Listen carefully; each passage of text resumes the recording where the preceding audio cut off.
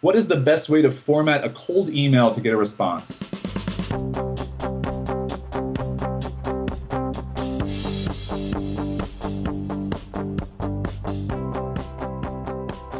This is a really good question. So, I think there's some science to sending cold emails to companies. I think that there are a lot of people who think that you can just send 500 emails and hope that you get, 10% return, and, the rest of people say no, they'll ignore you. But I think it's more important to think quality more than quantity. So if you're going to email somebody, let's just say that you were going to email me, for example.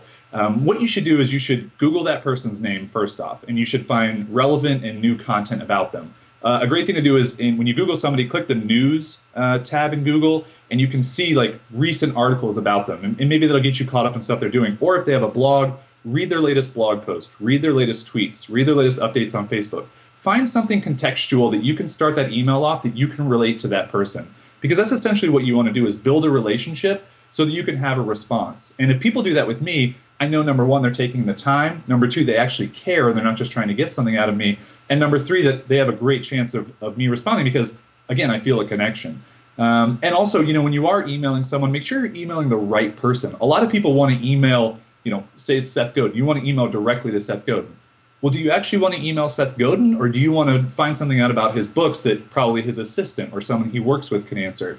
A lot of times if you try to go to the top of the totem pole in the chain of business, you're never going to get an answer. But if you can find a manager or an assistant or someone else that, again, you can build that rapport with over email, especially a cold email, you can get some really good response. So I would caution you guys to not spam people. And again, as a thread through everything in business and in life is quality over quantity. It's really think about the message that you're putting out there, and hope that you get a good return. And make sure you give them something actionable that's not too long. A paragraph of the context about how you found them and how you relate, what you're looking for specifically and why it's of value to them, and how they can quickly get a hold of you to respond to that. And keep it short and simple, and then follow up.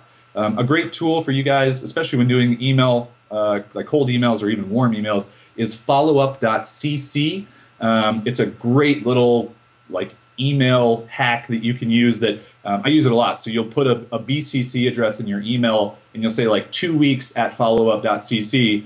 It'll remind you in 2 weeks of that email and say, hey, Jason, you should follow up with this person if you haven't heard back. Really great tool, really easy, free to use. I use it all the time. So.